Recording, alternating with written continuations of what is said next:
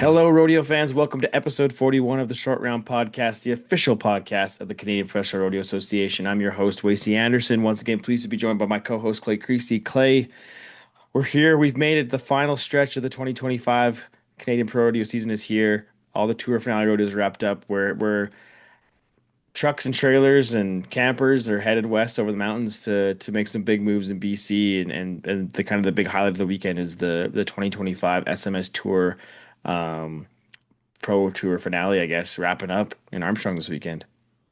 You bet. The big change in the format's going to definitely make it a really exciting event. I know talking to Barb this morning and she just talked, it's to have that truly like sensational event Hmm. at the end of the season. There's a tremendous amount of money to be had out of this weekend. So if you're one of those people that's got one of the 20 spots in there, like you can pretty much do a lot for Hmm. yourself to move a long ways up there. So it's really going to be an amazing event. And again, you've got Langley out there for the Hmm. rough stock and the barrel racers as well as Merritt, and every dollar counts.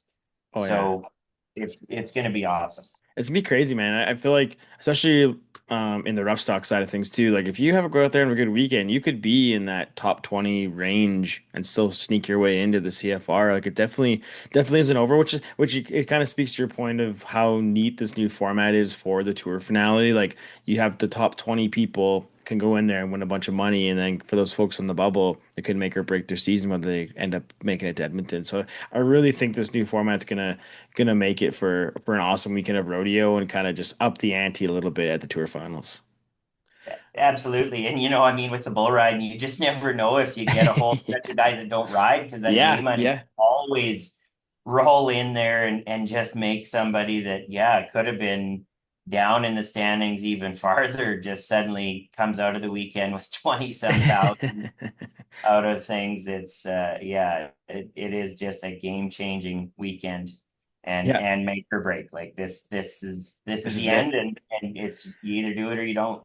Yeah, it'll be cool to see how everything plays out and how all these races come to a fruition. I know we talk about it quite a lot on the show, just how exciting these last few weeks of the season are and how much how much fun we have with it all. I think before we jump into the format and kind of things how we're going to shake down on Armstrong this weekend, maybe let's jump into a quick recap of Lethbridge Clay. I know that was the final tour finale rodeo of the weekend, final tour finale rodeo of the season. And it kind of helped make or break some folks getting into that top 20. But one thing I guess was kind of cool was the leather buckles they gave out. I saw Keenan Vine posted pictures of those. I think that's one of the neater prizes I've seen down the road this year. No doubt. It's always cool to give out something that little bit more unique Hmm. and things like that. And Keenan and the team there in Lethbridge, it's truly been awesome to see what they've been putting together there in Lethbridge. I mean, Lethbridge is a great rodeo town. I mean, they've had pro rodeo there for a long time. At one point, they used to have a spring indoor rodeo as well as the summer one there, but to see them really kind of bringing this up that level and making it a tour rodeo and just that production looks like it's phenomenal and awesome to see. Again, leading into this tour finals, it just a great stop for everybody to have that last chance to get in. So Hmm. a wicked rodeo, a lot of really good events, and people did a lot of winning this weekend to help set them up. Yeah, you can see kind of across the board some familiar names at the top of the leaderboard and some names that maybe kind of don't ring as much of a bell. But Zeke Thurston, he's starting to heat up a little bit in the last, geez, like 6 weeks, man. He's been tearing it like on both sides of the border. So exciting to see him kind of heat up and get things happening again. And man, it's going to be tough to beat him for that Canadian title as we head into the fall and CFR there. I think the biggest shock with Zeke was seeing that he was outside of the top 15 or just right at the bottom before Calgary. Yeah, Uh, good point. and everything. And I mean, you had guys like him and Stetson Wright, and a few of those that you're just like, holy, this is a weird spot for them to be. And absolutely, he has just turned the Jets on and been unreal. I mean, great ride there in Lethbridge to win that tour rodeo. Goes down to Kennewick, Washington, wins a short round and the average there. I mean, yeah, he is just suddenly he's fifth Yeah, yeah, and I yeah, mean within striking distance of Ryder, I know it's crazy to think when he's got like a $60,000 lead, but with all the money that's left over the rest of the season here, plus we can get win at the NFR, it's never over, as we found out before. no doubt. You just got like if you're a rider, it's just like what's that knocking? What's that knock? Who's there? And it's yeah, Zeke's coming. But I was watching that Kennewick. They had a really good trick roper there after the bronc ride, and I'm sitting there. It's like not many times would you have a guy sitting there that won the bronc ride and that could say, I could do just about as good as that guy out there. But when you got Zeke, I mean, he just does everything. So. Yeah. Oh, that's awesome, man. Good stuff. Okay. Back to Armstrong Tour finale. Okay, so the way this is gonna shake down, it starts on Wednesday, August 27th. 7:30 p.m. is the first performance. So it'd be the first pool A, I guess would be the first group. So the top 20 contestants from the SMS Pro Tour final will qualify for the finale. Um, and the way it works is they're split up into two pools with 10 people in each event. Um, all contestants will compete once, and then you have the top two um, from that round, plus the top 2 points earners from the season, had they not placed in that round, will go on to the final, right? Am I tracking this right?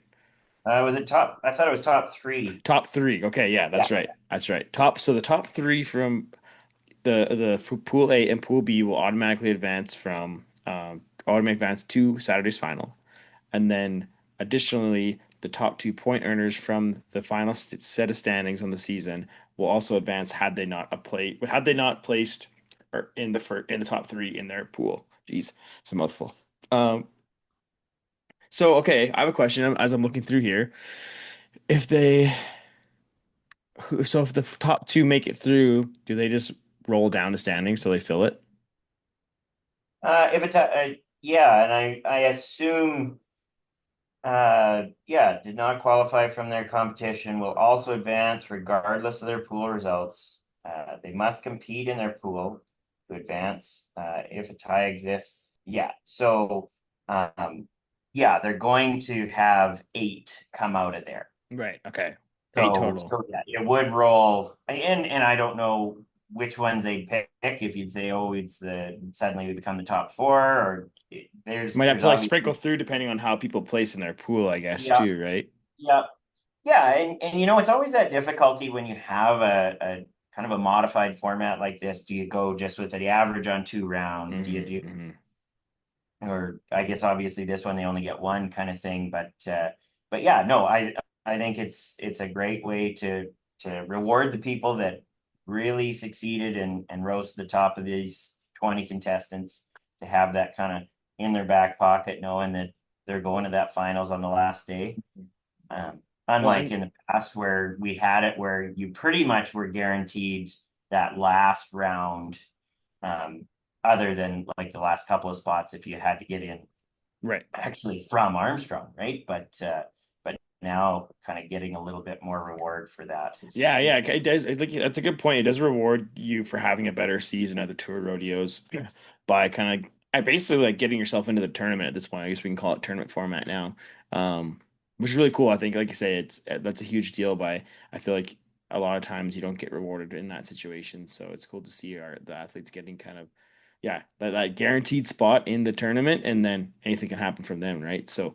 yeah. I guess and so those who don't qualify through their pool or are the top point earners, there's also going to be a wild card round on Friday that will take the remaining 12 contestants from both pools.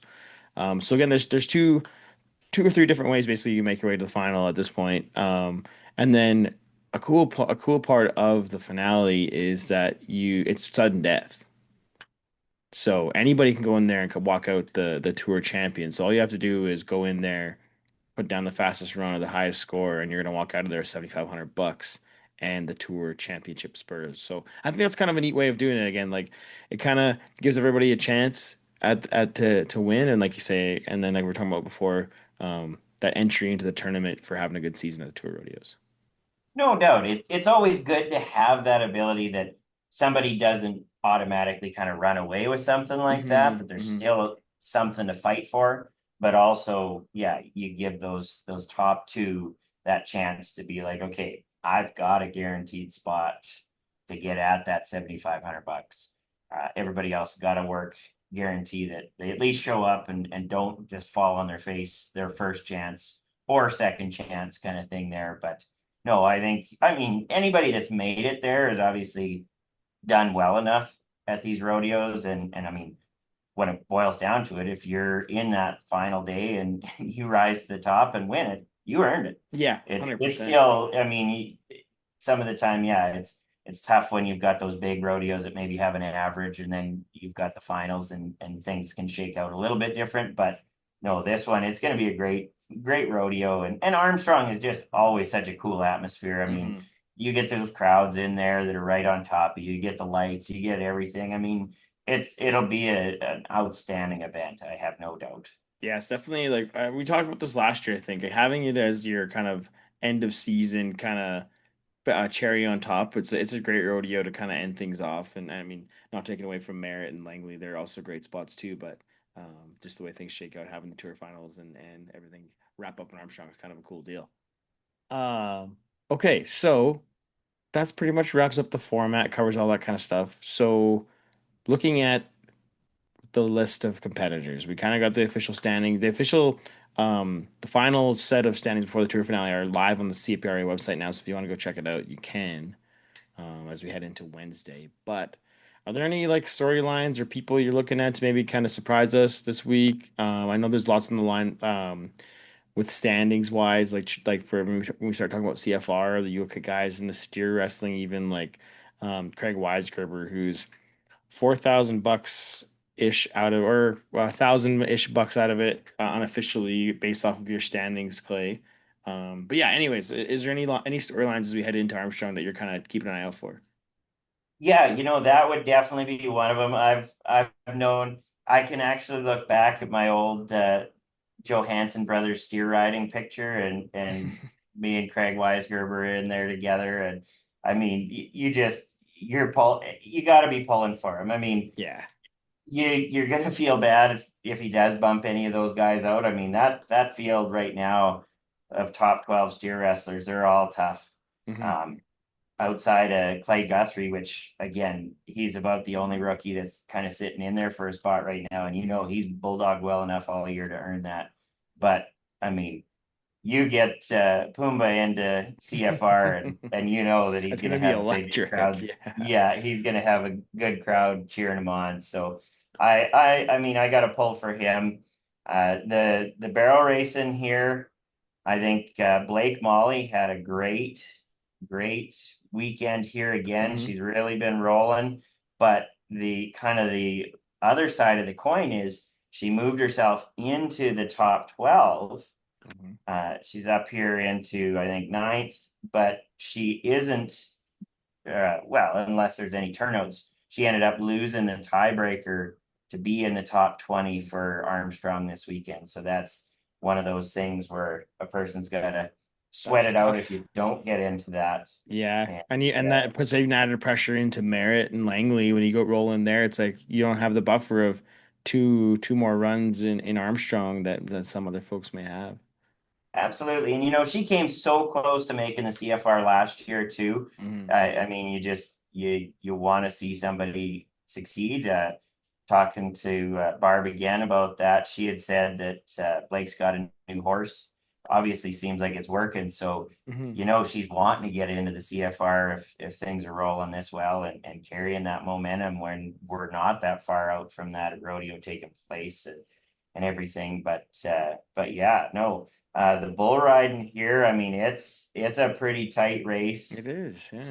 Um, Again, and I know we've spoke to that in the past, and it's almost like Oz and Core kind of made a little bit more of a buffer because some of the guys around that bubble didn't necessarily get a lot done in this past Hmm. weekend. Hmm. But it's still anybody's game, and like we said, if one of those guys comes out of there with a round where nobody else stays on and makes a bunch of money, well, Oh, you it's know that yeah, that's going to change everything. Changes it all, definitely. And Yeah. it's funny So seeing a guy like Ashton Solly. I think he was in the pretty much the exact same position last year as he is heading into Armstrong this year. So it'll be interesting to see what he can get done when he's backed into a corner, like you said before. you bet. And I was thinking, I was trying to remember which event it was. The steer wrestling, the amount of money that guys all around that bubble made over the weekend, just people that are going hard and stepping up and doing stuff. I mean, there's 4 or 5 or 6 guys that made 1,500, 2 grand, 3 grand, just to again tighten that race up and everything. In the tie down roping, there was a few moves there Mhm. over this past weekend, and one of the big notable ones was Braden Brost kind of leapfrogging, jumped from 15th into that kind of last spot of contention here right now. He just moved ahead of Murray Pole. Murray's the guy I would love to see make it back to the CFR again. He has been a master of the craft of the tie down rope, and just somebody that eats, breathes, and sleeps it. And even though now, I mean, it's more so about keeping his kids roping and rodeoing as Yeah. much as anything. It's great to see Eric DeBlanco, another guy that lives on that bubble. It seems like. I mean, you hope that he gets in there, but any of those guys ahead of him are tough. Like, it's just yeah, it's a big race there, and Yeah, man, it's all across. I mean, I think there are some that's like kind of widened out a little bit as we've moved these past 2 weeks, but like still, like we talked before, there's still a whole bunch of money available that if you go into Armstrong and Merritt, and so I guess that's pretty much where it ends for the timed event folks. But if you go in Armstrong and Merritt, have a good weekend, like it's not over. Like it really isn't. It's crazy, man. yeah. Well, and I mean, you look at the bareback ride, and I mean, there's 3 grand between 10th and say 15th. Yeah. Gets like 4 grand between 10th and 18th. So any of those guys that go into that tour finale, or Merritt, or Langley, like you don't even need to like 40% the whole weekend, Yeah. right? Yeah. To do it. Just even one good ride is just going to be the game changer there. And I got to give Cassie Hassauer credit for pointing this one out in the breakaway rope, and we got a $53 difference right now between making it not for Keely Pugh, who Wow. just I think the other day heard like she just a 16-year-old uh, competitor there that's just been giving her heart and Yeah. working her way in there, is just ahead of Taylor Fluelling by that $53. And Crazy. so I mean it's and I mean Taylor made some money over the weekend. Keely made some money over the weekend. They're roping for their lives here for the CFR, and Yeah, I'm it's gonna be. it's and right ahead of those two is Shelby Bosley, Yeah. And she's who's and tops she's in the on the world. cusp of barely having a rodeo count. Yeah, and everything, and it boils down again to the priorities of you win Hmm. Calgary, you're leading the world, you're focusing down south. But yeah, it's tightening up on that bottom end, and she's gonna need to put in a good weekend to Yeah. hold that spot. So It's gonna be wild, man. So okay, so even looking like the team opens tight, like everywhere across the board. I mean, it's even looking at the top, like some of these like year-end races are gonna be somewhat tight. I mean, looking at what event was I looking at? Yeah, steer wrestling, like it's wide open between Shuckburg and Scott Gunther. I mean, really and truly, Nick Patterson is within striking distance of Zeke Thurston. Same with Colby Wanchuk. There's three guys. Maybe well, even looking at Cole Ashbacker, he's had a great year. I mean, I could keep going down this list, but even like kind of ends with Dawson Hay. Like he can win $10,000 easily this weekend and still end up the year-end champion in the CPRA. So I mean, it's cool to see across the board, and then yeah, obviously the breakaway opens up like super tight, and yeah, it's just gonna be and I guess in the bareback riding you got Richie Champion and Clint Lay kind of duking it up for that year-end spot too. So I mean, oh, tons of for fun races sure. that we're gonna be able to watch. One thing I wanted to ask you, Clay.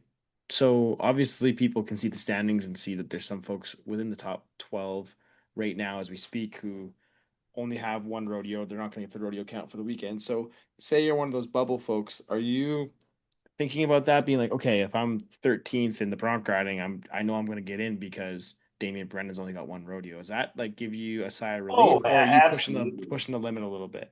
Oh, I mean, you're considering that, but obviously you're still going to go into that weekend wanting to win as much money as you can Right. because with as much as there is, yes, that opens up one spot, but that just means that there's one more for everybody to fight over, Yeah, right? no, I, for and sure. and I It's mean, true. the bronc riding it is a bit of a divide. Like once you do roll that down, like you look and currently Lucas Moxa is sitting 13th, Hmm. so or I guess 12th. What do I got going on here? Sitting 12th.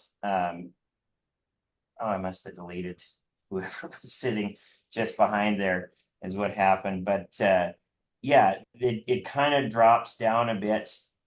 So I mean, if Kyle Wanchuk is going to want to make the CFR, which I mean goes out and wins Okotoks there this weekend, Hmm. had a rematch 2 weekends in a row, draws Wayne Bold's Enigma, and made a lot of money on that horse. And you know that's another guy that ended up just on the wrong side of things last year. That you're pulling for him to make it this year and Yeah, yeah. kind of get that reward for those efforts. Um, but he's going to have to make a lot of things happen for himself, and I hope he at least gets himself there to try that. Hmm. Hmm. Well, and even looking at like the barrel racing, man, like, geez, it's with that if you roll out Paige Jones, like 22nd has a chance. Like all the way like Renee Leclerc could still come in and have a big weekend and find her way in. Like it's just wild. Like I mean, and that's even with like say Paige Jones had a rodeo count. It's really gonna be fun to watch these bubble races and how they shake out and who kind of rises to the top and who kind of fumbles the bag a little bit. It'll be interesting to see how it all shakes down. You bet. I mean, a person never wants to look back at the end of the year and see, oh, things didn't work out, Hmm. whether it's the season leader race, whether it's making that finals and everything. But I mean, you always at the very least want to make sure. I mean, ideally, you want to have it in the bag before the weekend, but Yeah, at yeah. least you want to give yourself that chance and be able to do that and make that rise to that occasion and get yourself ready for Edmonton. Yeah, it's gonna be fun, man. I'm really excited to watch, and I know for those who don't know, you'll be able to watch all the action on the Cowboy channel. So if you want to follow along for the weekend, the SMS Tour finals are gonna be fun to watch. I know I can't remember if Merritt's on Cowboy channel, but I know Langley is for sure. But either way, there's gonna be no shortage of rodeo action for you to check out this weekend in Canada and south of the line. But you're not gonna want to miss the tour finales, man. It's gonna be a great weekend of rodeo.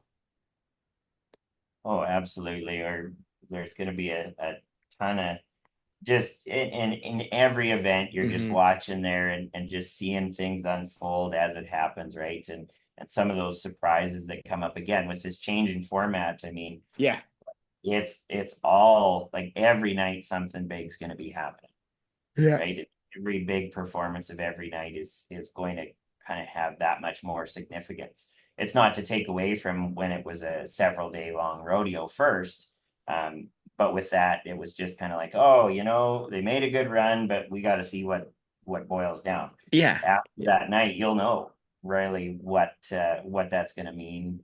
Uh, Yeah. When it's for I the think it's cool. I think it's cool to crown the champions the day of the championship round. Like I guess how should I put this? Like so like the sudden death format is where I'm trying to go. It's like, yeah, okay, people for as a fan watching and watching, okay, if Clint Lay goes out and is 88 points and wins the day and wins the rodeo, and he's the tour champion that day. It's like, okay, he's getting to get the prize. Whereas the last few years, it's like you could still go and get bucked off or miss your steer or miss your calf and still be the tour champion, which I feel for a lot of the non-rodeo fans, which I feel there's a lot are like more casual rodeo fans, which would be out in that Armstrong area. It's a little bit harder to follow. So I'm really excited to see how they take it in when they're actually crowning the champions from that day, which will be quite interesting. for sure. And I mean, yeah, like you say, this last couple of years, kind of having the rodeo was kind of the wrap up, and then you had the single day thing after. Hmm. But having those kind of being their own separate entities, it does leave just that little bit of gray and Hmm. everything like that. Whereas now it's like, okay, we're funneling into this. Everything that happened up until now led us to Armstrong.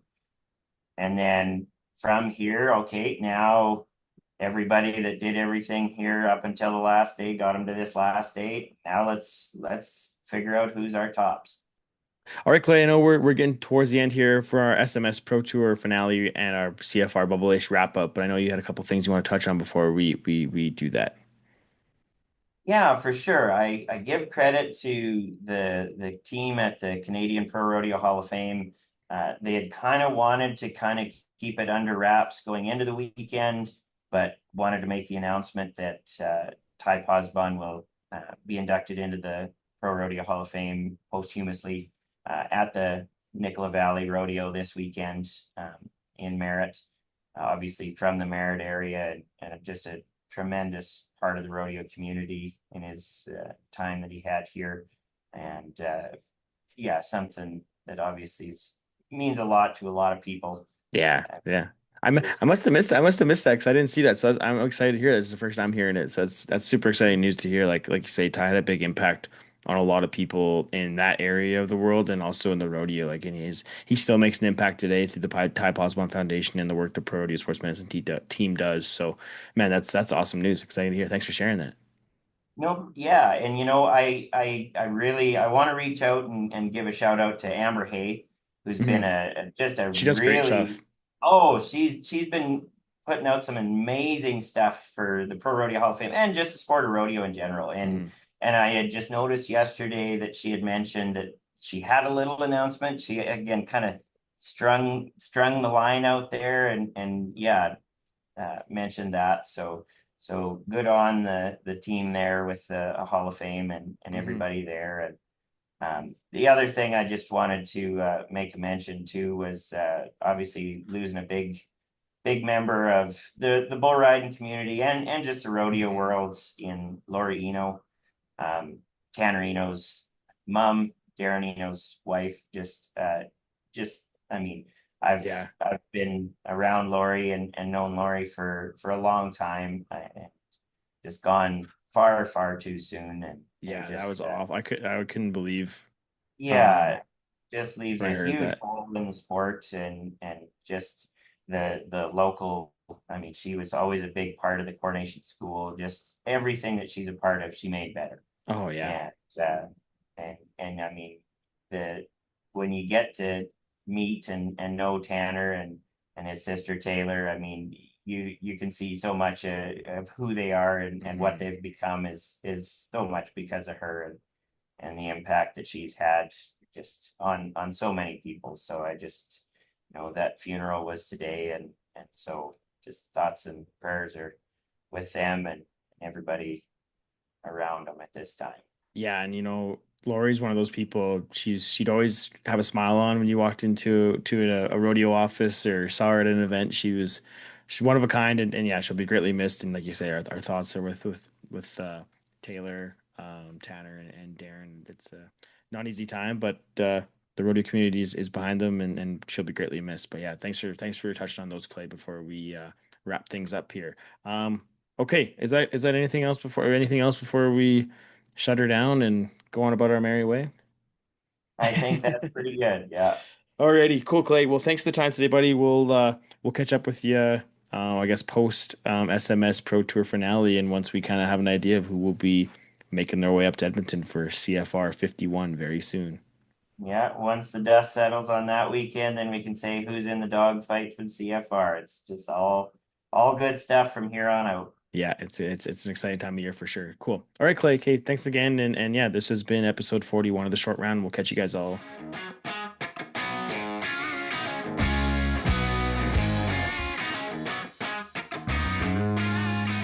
Welcome back to the short round, everyone. This week, I am pleased to bring on our fearless leader, the CEO of the Canadian Professional Rodeo Association, Denny Phipps, to give us kind of a outlook on the final week of the professional rodeo season up here in Canada. Denny, it's crunch time now. If you want to make some moves and catch those last few places for the CFR, or even win yourself an SMS Pro Tour finale, it's you got to get to work this week. You do. It's you want to know what, as someone who spent a lot of my career sitting on the bubble, I know how a lot of these contestants are feeling right now. And I had years when it came in my favor and years that it didn't come in my favor. And I know where a lot of these contestants are feeling and what they're sitting right now, but there's a lot of opportunity to move and run. We've got three really good events for the rough stock and the barrel racers, Mhm. and we've got two really good events for the breakaway ropers and the timed event guys that can really make moves, and it really makes it so nobody's out of it. If you've got to Armstrong, like you've got an opportunity for a bare minimum of between Armstrong and Merritt of $11,000, if Mhm. $12,000 if you have a really good weekend. Toss in Langley and that, and 15. You could probably take home 15,000 if you swept the weekend. So that keeps the door open for a lot of contestants. Yeah, it's got to keep people hungry. I know, like Clay and I talked about it quite in like thoroughly, or like just before you jumped on here. And I mean, the fact that you could be sitting in that 20th position heading into Armstrong, or even the weekend per se, that you still have a shot to get inside that top 12 and make your way to Edmonton. It's got to be kind of a motivating, or even just kind of that extra bit of push some of these contestants need to get there. Well, 100%. Anecdotally, I was talking to Logan Bird up in Dawson Creek, and he said he knew he'd talked to guys that were in Dawson Creek competing solely with the goal to either A, get to Armstrong Hmm. and keep that window open, or B, climb the ladder in Armstrong, because with those top two unqualified contestants, even if they have a bad pool round, they Hmm. can skip that wild card step, which the higher you up in the standings, the more likely you have for to not have to go compete on Friday Right. and get straight to Saturday. So there was a lot of people jockeying there too, from what his anecdotal evidence was in his Yeah. conversation. So that was really exciting. So it helped.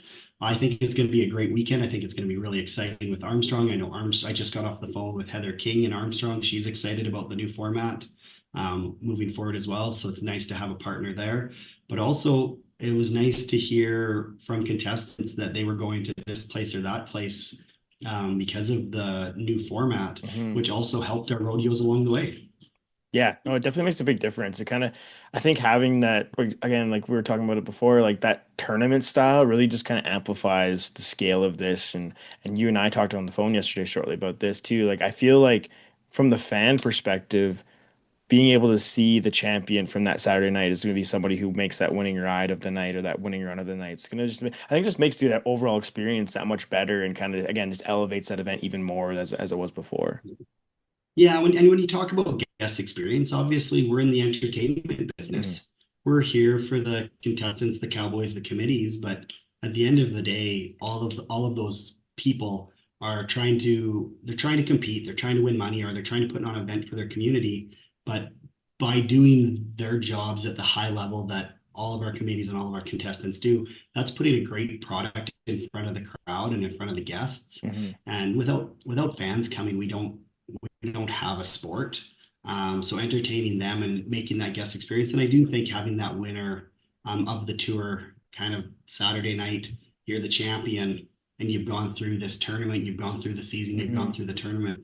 I think it really helps create that guest experience. The Canadian finals, obviously, um, that's a whole year's battle, and it's such a big rodeo. And we get the opportunity to tell those stories along the way. But at something like this tour, having it as a sudden death, there's places for both, and I think this is going to be a really fun change Hmm. for that. I'd certainly never want to go to it for a Canadian championship, but for something like this, I think it's a really great guest experience and a really good contestant experience opportunity. Yeah, it's kind of neat because you get kind of like a culmination of it all. It's like you still have your intense bubble race with all of like Armstrong and all the other events happening over the weekend in Langley and Merritt, but you still have this kind of exclusive, almost a one of a kind event in Canada to crown your kind of premier tour champion. So it's kind of a little bit of everything for whatever type of rodeo fan you may be. If you want to watch the bubble, or if you want to see the live action for those folks who will be in Armstrong, I think it's just overall going to be a great weekend. Well, and also just with the way that it jockeys, if you have a good week, it can make a really big difference in a Canadian championship. Our Canadian races usually come down to Hmm. Hmm. small amounts. So when like yeah, we watch the bubble races and those are for me, the most exciting races this weekend. But I think when we get to October 4th, we're going to be looking back at this weekend, and it's going to make a difference on who walks out of Edmonton with a Canadian championship as well. And those are the stories that we can't really tell at this time, but Mhm. when we have hindsight looking back, those are going to be some really exciting moments, whether it's whomever it is, because I don't want to name a contestant, and um, but whoever it is that walks away with Canadian championship, I think there's going to be a couple of them that Armstrong really propelled them to that, whether it's jumping them in the standings, furthering their leadership or leader race, whatever it is. I think it's going to be really exciting in that regard.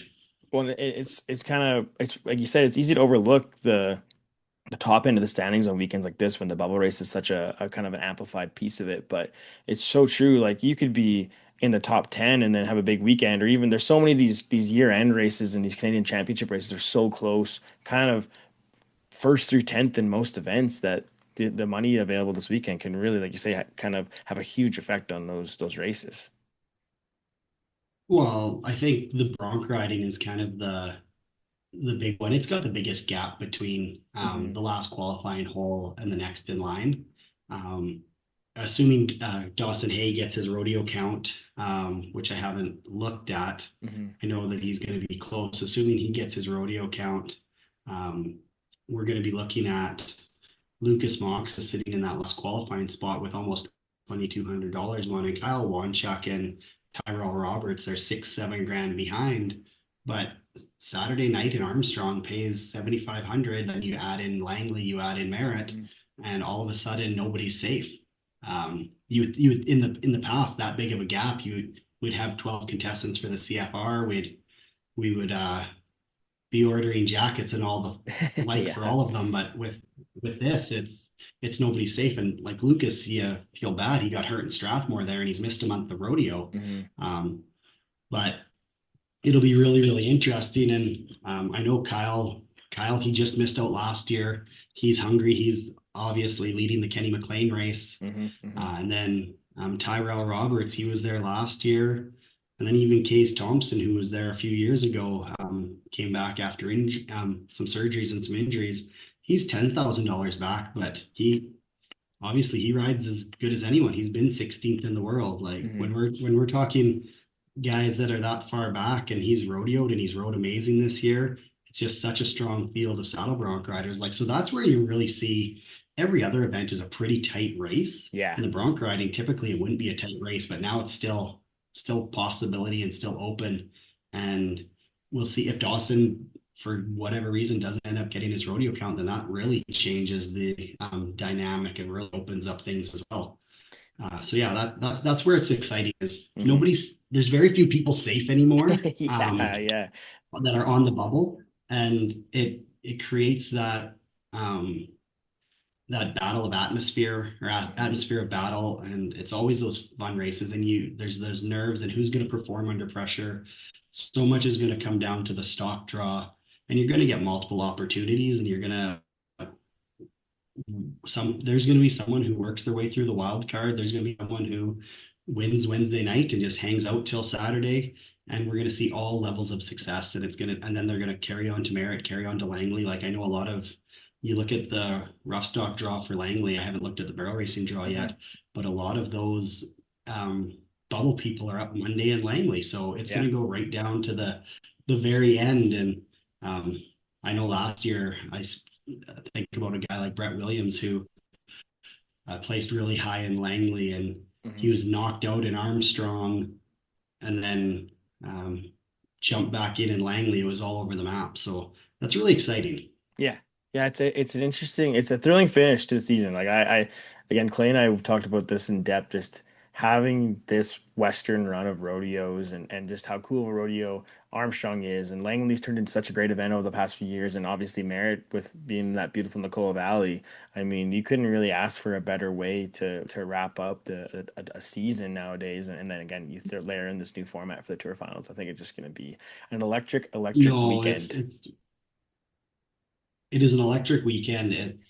I know as going back to my days as a contestant, there was lots of times where, and I Langley didn't wasn't around back then, but you'd go out there and you'd spend 4 or 5 days out in Hmm. BC. You might try and get on the lake. You might you turn it into a little holiday.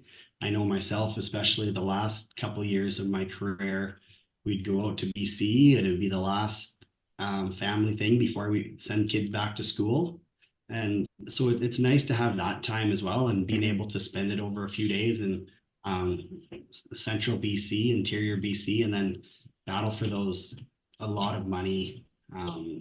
It is something that is impactful to the season, and don't get me wrong, it makes some of the number crunching in office here a lot more difficult, but it also makes it more exciting.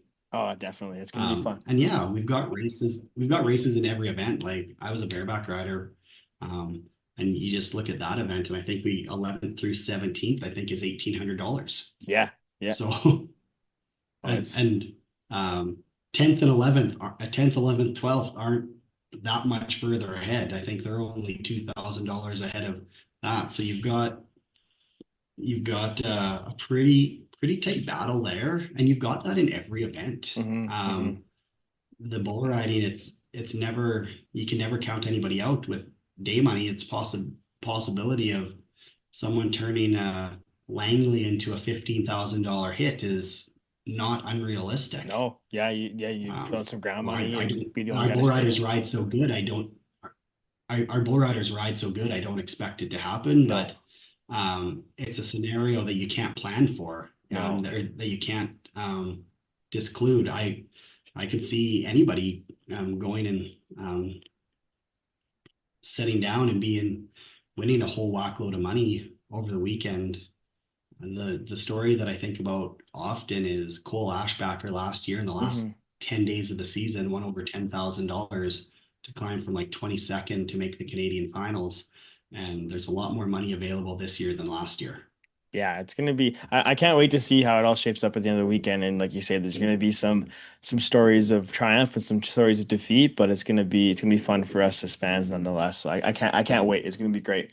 In other exciting news, Denny, we released the 2025 list of year-end award winners and CFR personnel. Always an exciting time of year for Yes. everybody. And yeah, I just kind of want to get your initial thoughts on that, and maybe we can go down the line and talk a bit about some of the winners and kind of what it means to the sport to have such uh, a Well, great list of award winners.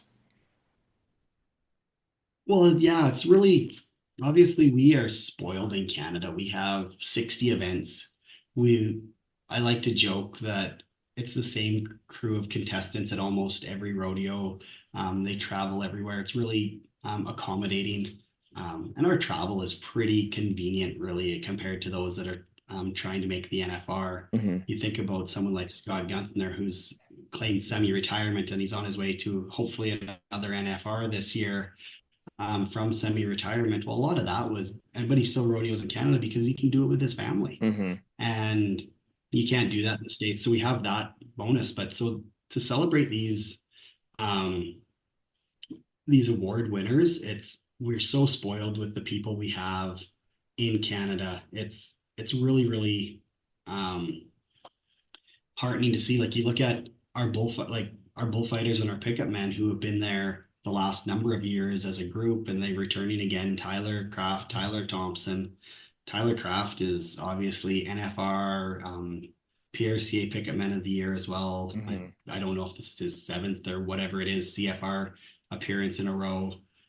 Just everywhere you go, he's revered for his pickup men ability. And Tyler Thompson is right there. I think this is his fifth CFR Canadian champion bull rider. So it's um, Canadian champion bull rider. So obviously multi-talented. He raises some amazing horses. And then we've got a long list of pickup men beyond that. I Hmm. have always said we're spoiled in Canada that you don't go somewhere where it's not near the best in the world, which is just amazing. And then we've got the great bucking horses, the bullfighters. Brett, Ty, and Tanner have made such a great team over the last number of years, keeping those bull riders safe. We're spoiled again there. Brett Gardner, what do you say about Brett Gardner? Yeah, I man. think this is his 14th 14th consecutive announcer of the year announcer of the award. year award, Yeah, right? Like that's I think he started winning those before he had some of his kids were born. it's crazy. Crazy. Well, So, but it's talking about Brett individually, I know he doesn't like being singled out, but like, what does it mean to us and the rodeo industry in Canada just to have a voice like that? Because I feel like Brett's like one of the most underrated voices in rodeo as a whole. he is. He's a guy that could go anywhere that he wanted in the world and crack a mic and fit in, if not stand out in a really positive light. But he he stays at home, and by home I mean Canada. I think he goes a little bit to the States, but Hmm.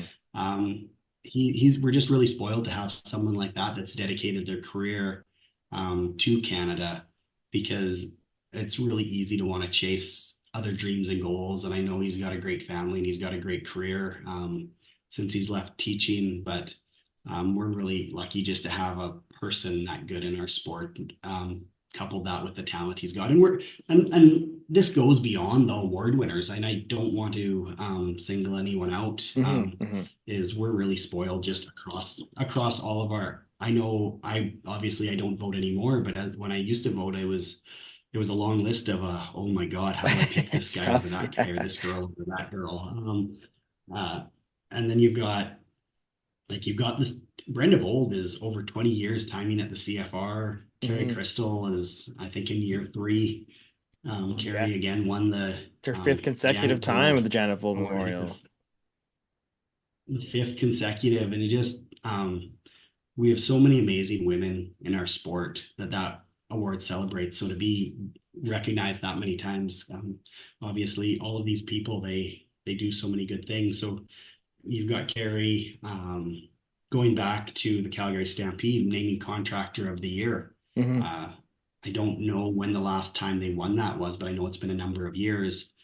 And they bring so many strong bucking horses, and they've adjusted their bullpen this year. They bring so many strong bucking horses to the NFR, CFR, to all of the events. And then Tyler also, I got to tell Tyler that Disco Party was also Bareback Horse of the Year, and that horse just tries so hard every Oh time yeah. and gives the guy an opportunity to be huge points every single time.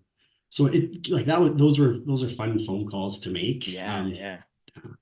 Tanner Tanner Gurlitz and I we split those calls. Devil Advocate winning it again. I know that there's such a strong contingency of bulls that to be recognized for the second time in 4 years, that's a and I could be wrong. I don't know. I don't have this in front of me, but I think in between Devil Advocate, I think Chester of Kessler's also Yeah, it's been a won big it run once for or the Kessler twice. So firm. The it's Kessler firm on the bull front. They've been bringing some bad dudes to town. and when you think about Dwayne Kessler, you think about the long history of great bucking horses. Hmm. I know they've had great bulls in their firm over the years, but you think of the Painted Smiles and the alleyways and things like that. So for them to put such a foothold on the Bull of the Year category, it's pretty damn impressive.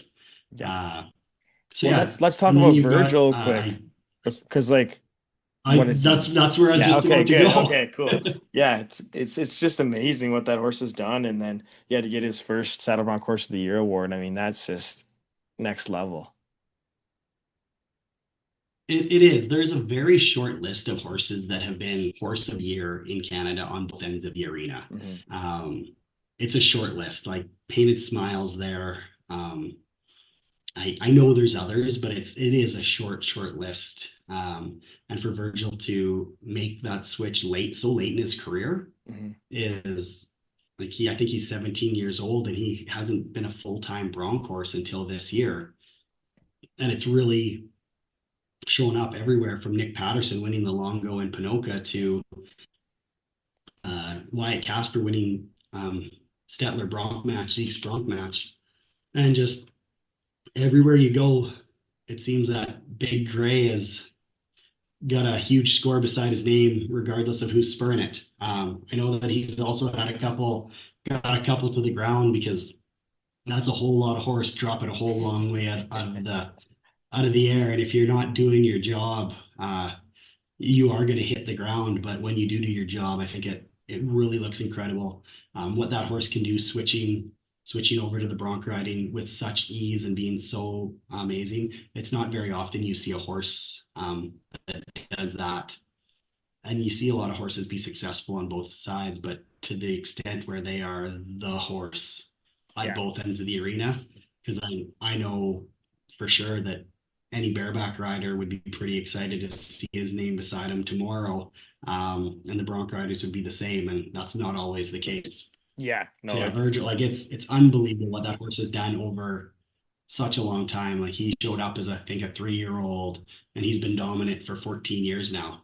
I yeah. can't think of a time in that span where it hasn't been. You've got Virgil. That's awesome. Oh, it's There's been no unbelievable. slowing down. No, and And it's and then like you keep going. go ahead. I know. I was just gonna speak the fact that just how amazing Virgil is, and it's just gonna be so exciting to watch how the year finishes out for him and where he continues to go as he ages like fine wine. Yeah, like it. Yeah, he's other than he's become a little more white than gray. I can't see much difference in him since he's been a 4-year-old. Yeah. He's just a big stick of dynamite that drops out of the air and loves what he does. There's some horses that show up and they've got a personality and they've got an attitude, and he knows he's a bad dude and shows up and just chest puffed out and Yeah. just feeling good. And then like and we've talked about the rough stock side of things, but let's not forget the timed event horses Oh like man. No. Tyson, Curtis Cassidy, with just they've got great steer wrestling horse after great steer wrestling horse. Tyson again recognized on the heels of Willie being inducted in the PRCA Hall of Yeah. Fame this summer. That speaks volumes. And then you add in a young horse, doubles being named Hayes Horse of the Year by Curtis. When you get to pack a team that win on both sides of the box, that's pretty impressive. Oh man. You've got Logan Bird with Peso winning again, and that horse, I think you'd need maybe a calculus, an abacus, and a spreadsheet to figure out how much money's been won on that horse this year. And a wheelbarrow Uh, for all the and trophies. just it gives us exactly. Um, I don't what Logan's done, TJ into Peso, it's just amazing. And then they've got a bunch of other horses that guys ride and are successful on that aren't as revered. And as Logan kind of said in his interview, he goes, people come up to me and they'll want a picture with Peso. Not with me. They don't want me in Yeah. the picture. They just want a picture with Peso. Yeah. That's awesome. Which that's a special kind of success in a horse. Like you've seen with Bodacious, you've seen with Graded Coconut, Virgil, obviously. You don't see it at the time event and nearly as often, but that Peso, he's just something else. And um, Logan, he's such a great horseman. You go into the team roping and you've got young Cavis Drake. His head horse Catfish is only 8 years old. Hmm. And if I'm not mistaken, I don't want to, I might have the story wrong, but I believe he just got that horse this spring. Um, and it really fit in, and it's such a nice horse to watch. Hmm. And then Casper Roy, he's put a lot of work in with that horse, and you can watch it over the years, and he's such a successful healer. And then as every year, that horse has been strong and getting better and better and better, and it's just so fun to watch. And it's showing up where Cavis and Casper are in the standings, um, flipping over and it's you look at these horses of the year, and they're the people that own them and ride them regularly are right at the top of the standings. Hmm. Jaden Wilson, her horse being named horse with the most heart. Well, she's just been dynamite all year long. Her leading Canada, if top two, pretty much wire to wire, and that horse just runs so hard. And I, it's named Famous Dynamite. It goes by Whiskey Famous Dynamite. Well, that horse runs like dynamite. Yeah. um, Yeah. and and then last but not least is Caitlin Dom's horse Gummy. Like that horse gives you a chance every single time. One of the things that I wasn't a roper. I certainly couldn't raise these horses. Heck, these horses run so hard. I might have trouble riding them, but Caitlin's horse it just stands so smooth in the box and gives her a chance every single time. And it's really amazing to see. And that's one of the beautiful parts about breakaway roping is just the introduction of more great horses into the sport of rodeo. Hmm. These horses, as they have more opportunity, Like they just are so, what's the word I'm looking for? You can say There's a reason that the remarkable. contestants, they're Yeah. remarkable, but there's a reason these contestants credit so much of their success to their equine partner, because you can watch, especially in any of these events, you can watch someone if they have to, um, their great horse, like it's often the horse is so much percentage of the success and such a large percentage of Hmm. everybody can rope, everybody can ride, everyone can do anything. It's that equine athlete and what kind of opportunity is it giving you?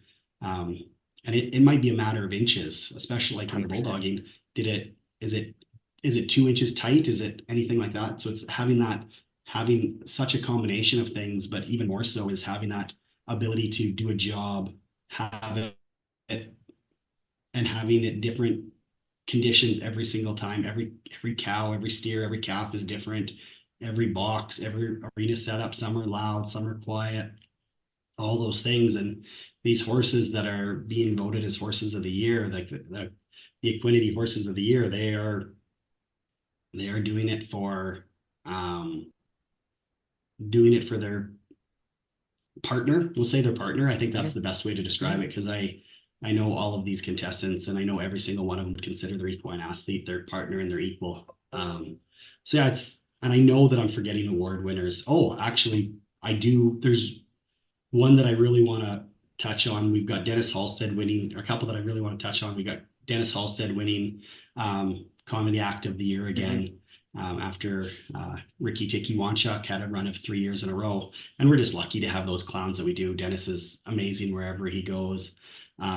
We've got Piper Ewell winning again, but with her young partner Annie Simpson. So Yeah. Levi, world champion Levi Simpson's daughter, she's become a very accomplished trick rider and holds her own, puts on a great show, and her and Piper make a fantastic team.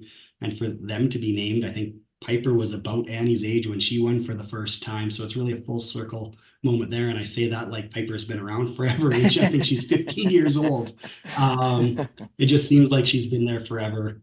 Uh, but I'd really like to touch on, we created a new award this year, Hmm. a photographer of the year, and I really want to credit Billie Jean Duff for that. One of our accomplished photographers. She really was the spearhead of the Photographer of the Year award and bringing it to the forefront. She put together kind of the criteria, the proposal, all of those things. She put a lot of work into this, and I want to commend her because without her, I don't know that when it was brought to us, we were all really excited about it, but I don't think it was something that crossed our mind. Right. Right. Um, so it was really exciting there. And Kobe Moore was voted by the contestants as the first ever CPRA photographer of the year. And I actually let my son Ryder tell him. Oh, We ran awesome. into him at we ran into him at an event, and I my whole family was there, and I sent Ryder over, and Ryder told him, and Kobe was like a kid at the candy store, and so it was really fun to see. Oh, it's good And Kobe stuff. was excited, my son was excited. I think they both acted like 11-year-old kids. Yeah, it sure is exciting. I know Uh, there's few photographers or few people who make as many miles as Kobe do down the road to get out to all the events that he gets to, and I couldn't think of anybody more deserving than the first photographer of the year award. It's pretty awesome. yeah, yeah, no, he works his tail off. They all do. It's That's we're the thing. spoiled Yeah, in that's Canada, yeah, and yeah. I say that, and I say that a lot, is we're spoiled. I'm exceptionally spoiled with the people I get to work with and the people I get to talk to and the people I get to represent, because they're such great people. They're such great professionals. We have got such great events.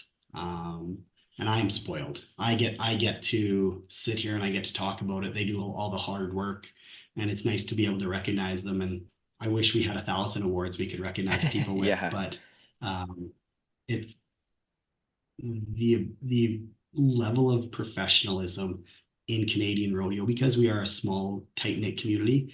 All all high tides raise all boats, I Hmm. think, and we're really, really spoiled in that regard. We've got no soft spots. Everybody just continues to push their game and um, raise that bar, and as that bar, and that goes for contestants, personnel, stock contractors across the lake, and really.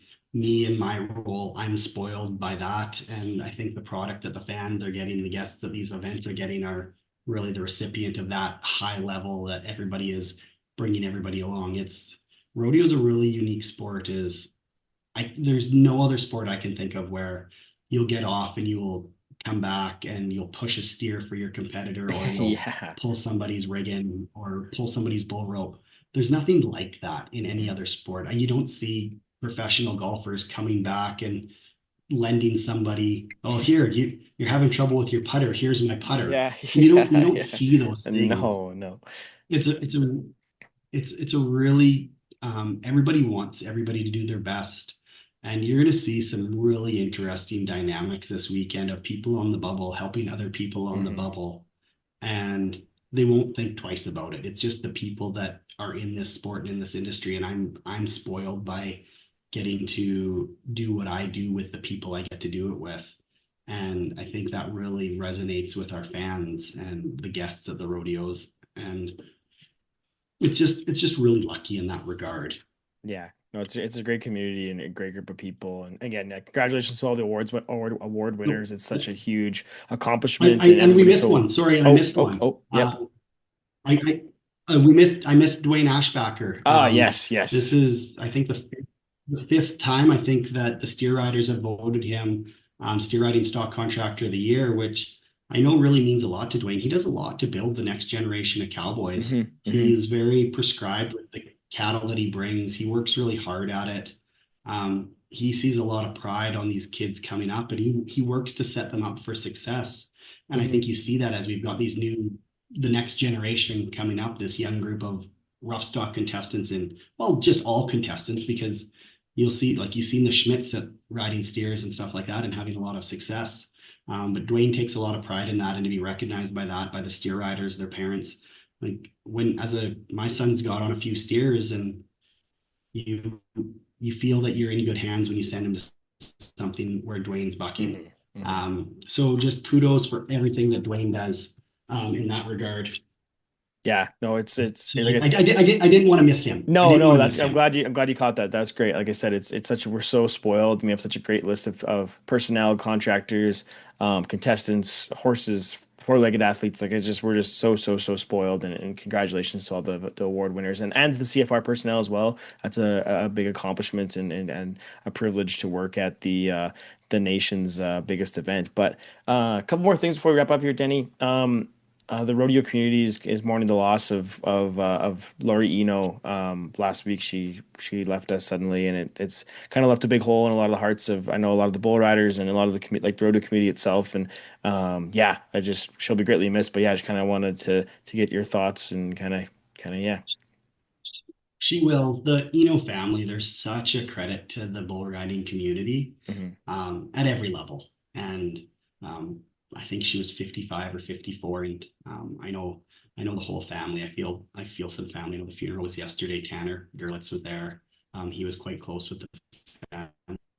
And I just, there's no words to say. She's such a loss. She was such a credit. She did so much. That family did so much, and Hmm. she's going to be missed by everyone in the industry that knew her and had a relationship with her in any way, shape, or form, and even didn't have a relationship with her. Hmm. That family and Lori's reach were immense, and I think not seen by everybody in the industry, but especially the bull riding industry, where that went. And it, I hopefully there, there's, I can't say say the words of how sorry I am for the Hmm. family, and I know it's gonna be sad for a long time, and Yeah. Yeah. just know that she was so revered in the bull riding industry and the rodeo industry, and will be missed. Yeah, no, it's definitely sad, and our thoughts and prayers are with the family. I know Lori would be very proud of her son and daughter and Darren the way they carry themselves and how they respect the Western lifestyle and how they treat folks in their community. So again, we're thinking of them and we wish them all the best as they move through this time. Last thing, Denny, something really exciting as well that I just found out yesterday that I hadn't really been paying attention to is at the the Nicola Valley Pro Rodeo this weekend at Merritt, they're going to honor Ty Posbon by inducting him into the Canadian Pro Rodeo Hall of Fame. Maybe just talk about Ty's impact and what it means to have someone like him enter the hall. Well, just Ty, his legacy runs deep, and the Live Like Ty Foundation has done a lot of good. And it's always as tragic as Ty's passing was, the Live Like Ty Foundation has done a lot of good in his memory. And I remember the first time I ever met Ty was at Mike Solberg's. We were golfing before Mike Solberg's stag party, and Ty showed up with a couple other people, and I didn't know who this young 18-year-old bull rider was, but his grin was infectious and ear to ear. And over the years, I got to know Ty fairly well. Obviously, he's quite a bit younger than I was, but seeing him at pro rodeos and the success that he had on the PBR tour, just he was really impactful in those areas, and he was such a tragic loss. And Hmm. I think it just speaks to the importance of um, it's okay to not be okay. Hmm. And if anything can come from Ty's legacy is um, if you're not feeling okay, to call a friend, call someone, have a conversation. Just know that it's okay to not be okay, and people are there for you. And um, I'll, and if you see someone who's struggling, go help them. But Ty was so impactful. Obviously, PBR champion, CFR. I think he won the average twice, maybe at the Hmm. CFR. We lost him too soon, and if his legacy is prevent is um, keeping people healthy and having a focus on mental health and brain safety, if we can honor Ty by looking after those things for ourselves and our family and our friends, be there for each other. I think that's really important. And I think that's Ty being in the Hall of Fame hopefully even elevates that further, and we can look out for each other, and hopefully we don't have another Ty possible situation, because it's still, I know, still devastating to this day. And Hmm. I think most of us remember where we were when the news came down. Yeah, no, and it's like you said, you mentioned it's amazing to see the impact his legacy continues to carry, and I know it's a proud moment for the Posbon family to have him inducted into the Canadian Pro Rodeo Hall of Fame. It'll be an exciting kind of cap to the weekend. And yeah, I guess that kind of wraps it up for me, Danny. I really appreciate you taking the time to check in and tee up what's meant to be, like we said, an electric weekend of rodeo, and it's gonna be fun to see how it all stacks up. I guess pretty much this time next week. I guess Well, we'll kind of have a yeah, good it's going to be idea. really exciting. Yeah, yeah. Yeah, it's really exciting. And like there's events like the barrel racing where there's a bunch of people in the bubble and only half of them are in Armstrong. Hmm. So uh, let's see where the everybody go roll your dice, and let's see who comes up sevens. Yeah, no, it's gonna be awesome. Cool. All right, okay. Thanks again, Denny. I'll let you go now, and we'll throw it back to the other half of the show here right after this.